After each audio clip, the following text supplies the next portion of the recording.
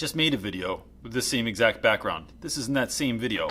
But as I'm sitting here, I'm thinking, let's do...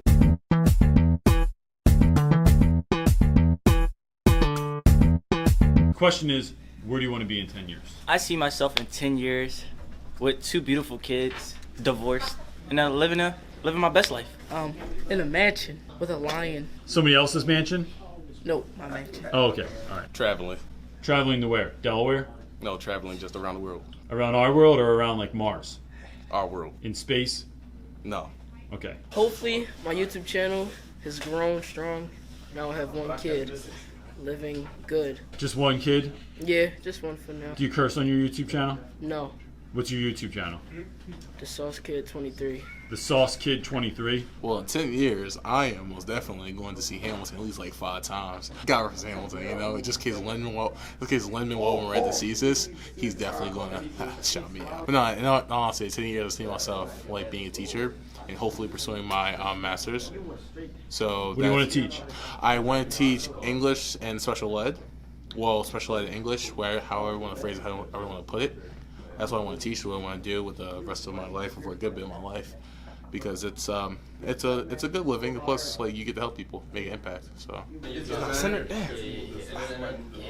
Hold up. We good? We good? I got my You don't crew. want your grandmom seeing on here looking like a slop. She's gonna be yelling at you. 10 years. Planning on becoming a physical therapist for wounded soldiers.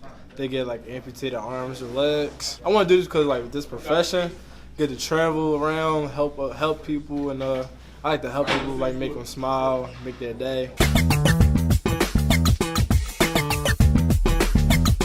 It's another fight here in West Philly. I'm ready. I'm just ready. Clearly, as Cash is at a height disadvantage, but I'm not sure. Xavier got beat twice already. I'm gonna get demonetized. You can't curse. You gotta fight without cursing.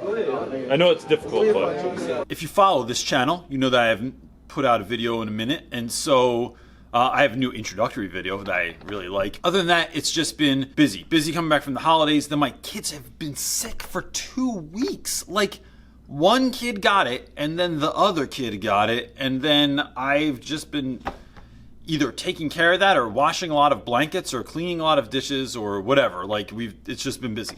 So I want to do this. I just want to say that is that time of year where you're maybe just not feeling it right now. The students aren't doing their homework. You're getting angry emails from parents. You feel like your planning's backed up. You feel like your grading's backed up. You feel like the kids are feeling themselves too much in the classroom, meaning like, they're coming in late if they want to. They're getting out of their seat if they want to. They're checking their phone if they want to. They're feeling themselves too much. Your classroom that you put all that polish and luster all over is now like faded and sad looking maybe. You're noticing like the kids draw on the desks, or they leave trash all over your room, or you're realizing that like you just don't have the resources for every student in your class. Like, school was invented for vanilla children, but you have a classroom full of mint chocolate chip kids. There's a million things. You're only allowed to make a certain number of copies and you're running through them. You ran out of Expo markers 2 months ago. There's a shortage on paper towels. There's a real thing I dealt with last week. I couldn't even get paper towels. And then that can lead to a spiral of, am I supposed to be doing this job? Should I not be doing this job? Should I go somewhere else? It's too hard. They want too much from me. There's too many emails. There's too much planning and not enough time.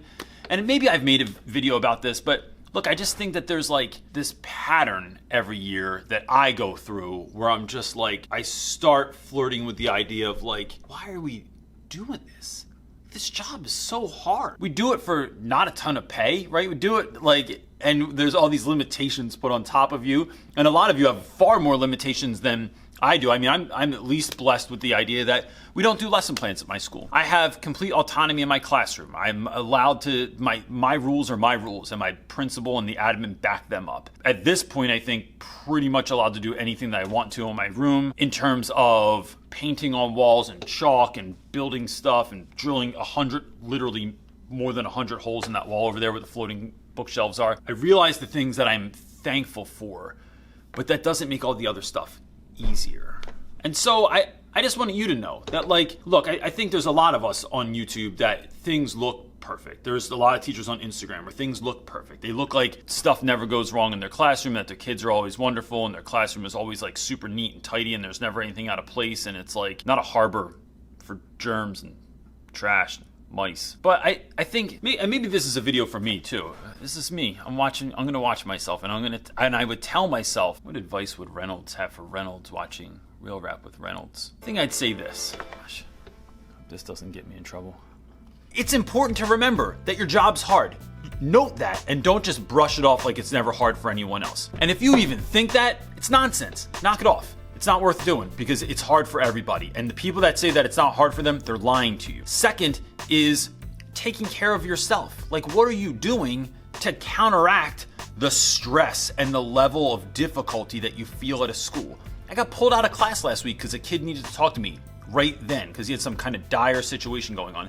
And it was like a really rough moment. And then I got pulled into another conversation with a student right after that. That was a really dire moment where like this kid was going to potentially make a really bad choice. And I had to stop everything I was doing and focus on that. These moments happen. This is what we signed up for, right? So the great part is like kids are telling you stuff, they're sharing stuff, they're doing, like, you're a part of this culture in your school. But at the same time, I get that like that's difficult, like it wears you down. So what are you doing to help yourself out there? And I think you could do two things. One, take care of yourself, like do actual self-care. Go get a massage. Went and got one last week. Jonathan and the Living Waters in South Philadelphia, magical. Chalk whole nights off and just play Fortnite with my kids, or watch a movie, or just hang with my wife and watch Karate Kid on YouTube, which is freaking awesome. I drink a little bit of extra wine. I take some CBD oil before bed, like things that are going to put me in a better place because I'm actually taking it easy on myself. Now, the other thing that you can do, I think, is to stress yourself even more because it makes the other stuff not as heavy to carry. It is like when I do things like go to hot yoga or run every day. So right now I'm running the next 365 days. I'm on day 50 something right now, but I'm running every day for a year. The reason for that is I feel like if I overstress myself in a way that I want to do it, so I'm on offense now and not defense, I am not letting anything kick my ass. I am the one doing the ass kicking of myself, which is weird and kind of Fight Clubbish. But in what way can you push yourself to force yourself into a place where like you are not going to be the slave of your mind, right? You are going to be the owner of it. You're going to be in charge of it. And that's not always comfortable, and neither is doing nice stuff for yourself because you have 1,000 things to do. So you don't want to go out for drinks with your friends. You don't want to have people over. Last thing you want to do is clean up your house so you have people over so you don't look like, cat lady. But I think it's important, and you force yourself to do it. I heard a woman recently on a podcast that said the way you get yourself to do those things, to do things that you want to do. So she said if she wants to meditate, she makes a promise to herself. And she's not allowed in the morning to have coffee before she meditates. And at night, she's not allowed to watch television until she meditates. She loves coffee and watching TV. So she does it because she made a promise to herself that if she doesn't do it, she's not allowed to have these things that she wants. The other thing that I've been doing is waking up early. And I'm going to make a whole video about this because someone asked me to make a video about it. But I have a ritual in the morning where I wake up at 5 a.m. I go through a very specific set of things I do, including reading and envisioning my day and praying. And then that allows me, again, to not be a slave to my alarm clock, to not like sleep until the last possible second. So now that I'm rushing, I'm taking ownership over my day. Like I am in control of my day. And I think that what these things do is they put us in a space where we feel like we're in control, whether that is controlling the pleasure or the pain. There's a lot of things in your life you can't control, but there's a lot of them that you can. And when you do that stuff for yourself, you come into school, you go home at the end of the day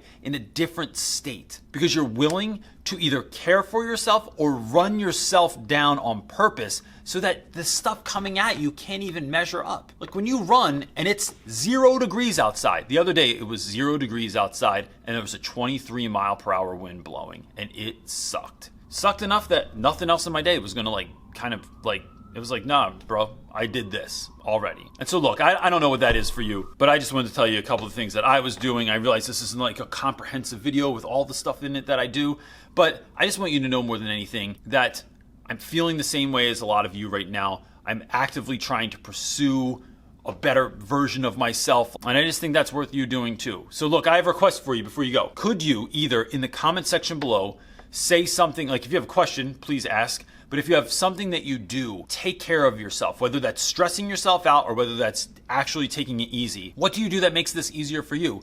The other thing you could do, if you don't want to make that public, is we have a new Facebook group started a few months ago called Real Rap with Reynolds Teacher Talk. The link is below. You'll find the Facebook link below with a link to everything else from our website to Instagram to Twitter to... Go to that Facebook group, and then it is a closed group, so you can ask questions and feel more confident that like you're not putting it out into the public, into the world. It's a controlled group that teachers like you are on, and they're talking about really important stuff, and it is a really magical place. All right, next video, I'm going to get back into regular videos because I'm back at school and things are pretty much normalized, and we're working on new lessons, and I have new ideas, and there's cool stuff going on and cool trips coming up, so I want to share all that stuff with you guys. And that's it. If you're listening to this on the way to work, I hope that you have the greatest day ever. If you're listening to this on the way home, I hope you had the greatest day ever and you have a peaceful night, and that's it. Thanks, guys. Peace.